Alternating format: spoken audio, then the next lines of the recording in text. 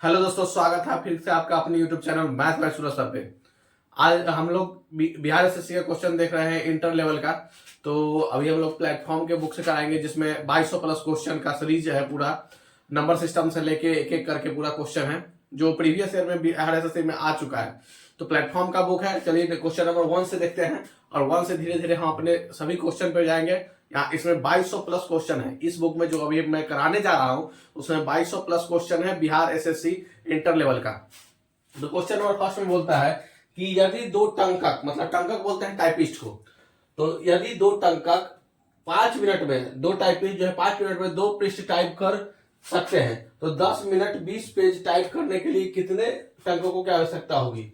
मतलब तो 10 मिनट में 20 पेज टाइप करने के लिए कितने टंकों की आवश्यकता होगी। तो इस कॉन्सेप्ट में क्या लगता है कि समय जो काम है वो नीचे होगा और बाकी सब ऊपर। तो क्या बोला है कि दो टंकक 5 मिनट में 2 पृष्ठ, तो 2 टंकक 5 मिनट में ऊपर, और काम क्या बोले हैं नीचे। तो 2 पृष्ठ टाइप करता है तो नीचे 2 बराबर में। इधर क्या है, कह रहा है कि 10 मिनट में, 10 मिनट में कितना पेज टाइप करता है, 20 पेज, तो 20 नीचे, और कह रहा है कि कितने टंकों की आवश्यकता पड़ती है। तो मान लेते हैं इसको x। अब इसको सॉल्व करेंगे, अगर हम सॉल्व करने पर देखेंगे कि 2 से, यहां देखिए 2 से 2 कैंसिल हो गया, और 5 से ये 10 कटा कितना बार में, 2 बार में, और 2 से ये 20 कटा कितना बार में, 10 बार में। तो x बराबर कितना आ गया 10। इसको सॉल्व किया तो x बराबर आ गया 10। यानी ऑप्शन नंबर आपका सी आपका आंसर हो गया। कितने टंकों की आवश्यकता होगी, तो 10 टंकों की आवश्यकता होगी, मतलब 10 टाइपिस्ट की आवश्यकता होगी। तो चलते हैं नेक्स्ट क्वेश्चन की तरफ। हम लोग का अगला क्वेश्चन है कि 6 अंक संख्याओं का औसत जो है 4.5 है। 6 को संख्या है, उसका औसत 4.5 है। तो इन संख्याओं के जोड़ को 3 के वर्ग से विभाजित करने पर क्या आएगा। आपका 6 संख्याओं का औसत 4.5 है, तो इन संख्याओं के जोड़ को 3 के वर्ग से विभाजित करने पर क्या आएगा। तो अगर 6 संख्याओं का औसत क्या बोला है कि 6 संख्याओं का आपका एवरेज जो है, एवरेज वो 4.5 है।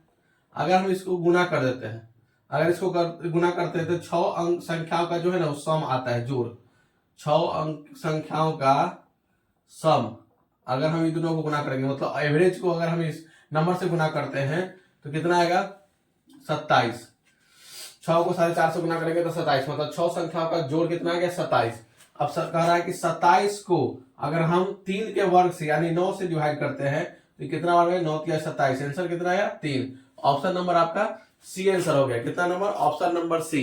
तो चलते हैं नेक्स्ट क्वेश्चन की तरफ हम लोग आ गए हैं। और नेक्स्ट क्वेश्चन है आपका कि दो संख्याओं के बीच का अंतर 1365 है। जब बड़ी संख्या को छोटी संख्या से विभाजित किया जाता है तो भागफल आपका 6 आता है, ठीक है, तथा शेष जो है 15 बचता है। तो छोटी संख्या क्या है। अब देखिए जो संख्या पूछ रहा है छोटी संख्या क्या है, तो छोटी संख्या को मान लेते हैं हम x। क्या मान लेते हैं x की छोटी संख्या जो है x है। तो बड़ी संख्या क्या हो जाती है, तो बड़ी संख्या अगर छोटी संख्या हम x माने हैं तो बड़ी संख्या जो हो जाएगी वो हो जाएगी x प्लस 1365। क्या हो जाएगी x प्लस 1365, क्योंकि छोटी संख्या क्या माने हम लोग, x माने। अब छोटी संख्या x माने हैं और बड़ी संख्या x प्लस 1365 लेंगे, तभी तो इसका जो डिफरेंस होगा वो x से x कट जाएगा तो कितना है 1365। अब जब बड़ी संख्या को छोटी संख्या से विभाजित किया जाता है, जब बड़ी संख्या कौन है x प्लस 1365, कह रहा है कि इसको जब बड़ी संख्या को छोटी संख्या से विभाजित किया जाता है तो एक फॉर्मूला पढ़े होंगे, भाज्य बराबर भाजक गुना भागफल और प्लस क्या चीज, शेषफल, प्लस शेषफल। यानी कह सकते हैं डिविडेंड बराबर डिवाइडर इनटू कोसेंट प्लस में रिमाइंडर।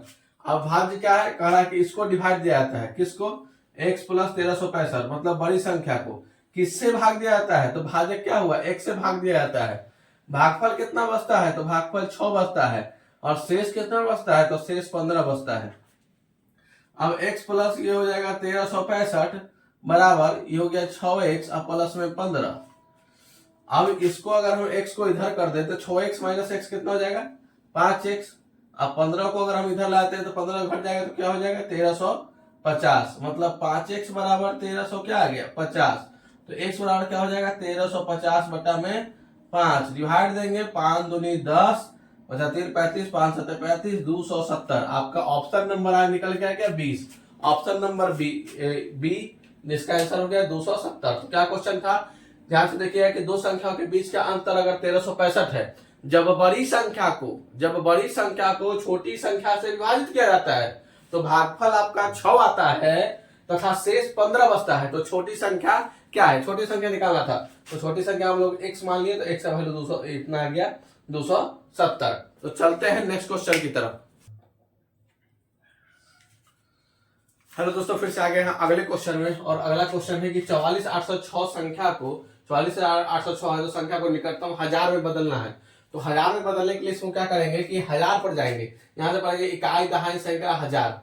हजार मतलब देखिए ये था 44,806, तो हजार में चेंज होने का मतलब कि है ये जो है 44,000 और 45,000 के बीच में लिखेंगे। तो क्या हो जाएगा 44,000 और 45,000 के कहीं कहीं ना कहीं बीच में आता है 44,806।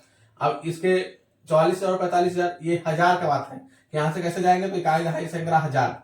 हजार पर गए, अब देखेंगे कि 44,000 के और 45,000 के बीच में रहेगा। अब देखेंगे किसके ज्यादा नजदीक है, तो 44,000 के नजदीक है ज्यादा कि 45,000 के ज्यादा नजदीक है। तो 45,000 के ज्यादा नजदीक है तो आंसर हो जाएगा ऑप्शन नंबर बी। यही कह रहा है कि निकटतम हजार में बदले। तो राउंड ऑफ में पूछ रहा है कि राउंड फिगर में आप बताइए कि ये कितना होगा। तो 44,806 है तो उसको हम लोग क्या बोलते हैं कि 45,000 का लगभग है। तो वही कहते हैं कि इसको राउंड ऑफ में लिखा जाता है। अब अगला क्वेश्चन है क्वेश्चन नंबर 5 की प्रथम 4 विषम संख्याओं का योग है। बताइए क्या है, कि 4 का स्क्वायर है कि 3 का और 4 है कि 2 का और 3 है और कि 5 का स्क्वायर है, क्या है। तो प्रथम 4 विषम संख्याओं का योग जो है वो क्या होगा। तो प्रथम n विषम संख्याओं का योग का फॉर्मूला होता है n स्क्वायर। प्रथम n विषम संख्याओं का योग क्या होता है n स्क्वायर। और प्रथम n सम संख्या का योग जो होता है वो होता है n × n + 1। यानी अब इसका फॉर्मूला हो जाएगा सीधे कितना विषम संख्या चाहिए 4, तो n स्क्वायर होता है मतलब 4 का स्क्वायर ही हो जाएगा। 4 का स्क्वायर यानी अगर 16 भी बोल सकते हैं ना, तो 4 का स्क्वायर ऑप्शन नंबर आपका ए आपका परफेक्ट आंसर हो जाएगा। तो उम्मीद करता हूं कि ये आपको अच्छा लगा होगा, ये कंसेप्ट अब जो मैं दे रहा हूं बहुत ही अच्छा लगा होगा। तो चलते हैं अगले क्वेश्चन की तरफ में। और अगला क्वेश्चन देखेंगे कि 2 × 3 + 4 बराबर है। ये तो एकदम सिंपल क्वेश्चन है। क्या है, ऑप्शन दिया हुआ है 3 × 4 ब्रैकेट में है × 2 दिया हुआ है कि बी 2 × 4 प्लस में 3 दिया हुआ है, या इस तरह से दिया हुआ है अलग अलग। मतलब 2 × 3 + 4 किसके बराबर है। तो ये तो सिंपल क्वेश्चन है, क्या करना है तो 2 × ब्रैकेट में क्या है 3 + 4।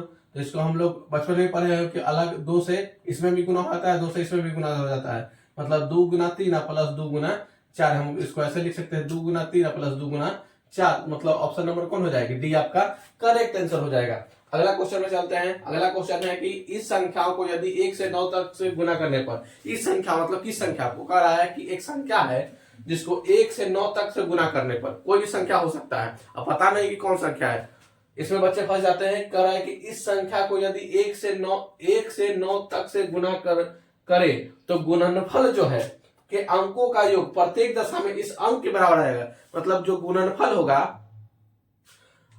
गुणनफल के अंकों का जो गुणनफल आएगा रिजल्ट, उसके अंकों को अगर हम जोड़ेंगे तो वो संख्या आएगा जो हम लोग संख्या पहले मान चुके थे। तो इस संख्या कौन संख्या कर रहा है, तो अब यहां देखिए। तो इसमें बच्चों एक ही ऐसा टेबल है 9 का टेबल। कौन सा टेबल 9 का टेबल, जिसके रिजल्ट को मतलब गुणनफल को अगर हम जोड़ेंगे तो रिजल्ट जो है किसके बराबर आता है, जो संख्या माने थे।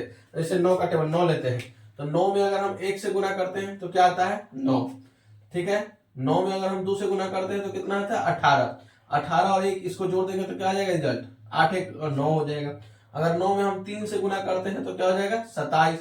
7 2 को जोड़ेंगे तो क्या आएगा 9। 9 में अगर हम 4 से गुना करते हैं तो 9 चौक 36। 6 3 को जोड़ेंगे तो क्या होगा 9। मतलब प्रत्येक दिशा में क्या बोला था कि इस संख्या को मतलब हम 9 कोई संख्या लिए, इस संख्या को 1 से 9 तक से गुना करने पर स्टार्टिंग से कर रहे हैं 1 से 2 से 3 से 4 से, इस तरह से 9 से तक गुना करेंगे तो गुणनफल जो आएगा, तो गुणनफल इसका रिजल्ट कितना है 9 18 27 इसका गुणनफल है कि अंकों का योग। मतलब इसको जब जोड़ने पर देखिए प्रत्येक दशा में इस अंक के बराबर आएगा। मतलब कौन जो माने थे 9 के बराबर सब आ रहा है। तो रिजल्ट आपका ऑप्शन नंबर क्या हो जाएगा बी 9, यानी 9 इसका परफेक्ट आंसर हो जाएगा। तो चलते हैं अगले क्वेश्चन की तरफ। नंबर 8, क्वेश्चन नंबर 8 है कि इस अंक के अतिरिक्त प्रत्येक अंक के न्यूनतम 2 गुणनखंड होते हैं। और इसमें बच्चे बहुत फंसते हैं। कह रहा है कि इस अंक के अतिरिक्त कोई एक अंक है, उस अंक के अतिरिक्त प्रत्येक अंक के न्यूनतम 2 गुणनखंड होते हैं, मतलब बाकी सबके 2 गुणनखंड होते हैं, उसके 1 गुणनखंड होते हैं। अब कौन है? जीरो का कितना गुणनखंड होता है? इसमें ऑप्शन में बताइएगा आप लोग कौन होगा। ऑप्शन जो है इसमें क्या होगा, 0 होगा कि 1 होगा कि 10 होगा कि 5 होगा। अब चलते हैं, अब देख बताते हैं। जैसे 0 है, 1 है, 10 है और 5 है। इसका गुणनखंड कहा है कि गुणनखंड क्या होता है, तो गुणनखंड यही ना होता है कि अगर उस संख्या को फिर से गुना करें तो पहले वाला नंबर आ जाए। तो 0 को क्या लिख सकते हैं, 0 गुना 1 लिख सकते हैं, 0 गुना 2 लिख सकते हैं, 0 गुना 3 लिख सकते हैं। इसका रिजल्ट 0 आ जाएगा, इसका 0 आएगा, इसका क्या आएगा, 0 आएगा। तो रिजल्ट 0 गुना 4 लिखेंगे तो भी क्या आएगा, 0 आ जाएगा। मतलब इसका जो गुणनखंड है वो अनंत गुणनखंड है। कितना गुणनखंड है? अनंत गुणनखंड। इसका गुणनखंड अनंत है। मतलब अगर इसको हम ऐसे लिखते हैं तो उसके बाद बी जो 1 है इसका ऑप्शन हो जाएगा 1। तो 1 को सिर्फ हम ऐसे लिख सकते हैं 1 गुना 1, मतलब इसका गुणनखंड सिर्फ 1 गो है। बाकी 10 को 1 गुना 10 भी लिख सकते हैं, 2 गुना 5 भी लिख सकते हैं। आपका इस तरह से लिख सकते हैं 10 को, उसका 5 को भी उसी तरह से लिख सकते हैं, 1 गुना 5, 5 गुना 1 इस तरह से लिख सकते हैं। तो आपका इसका ऑप्शन हो जाएगा 1, मतलब इस अंक के अतिरिक्त 1 का ही एकमात्र गुणनखंड होता है। उसके बाद अगला क्वेश्चन बनाते हैं। क्वेश्चन नंबर 9 में कह रहा है कि प्रथम 25 सम संख्याओं का योग बताइए। तो प्रथम 25 सम संख्याओं का 25 सम संख्याओं का योग का फार्मूला डायरेक्ट होता है n इंटू n प्लस 1। अगर सम संख्या बोला, देखो यहाँ पे ध्यान से क्या है, सम संख्या मतलब इवन नंबर।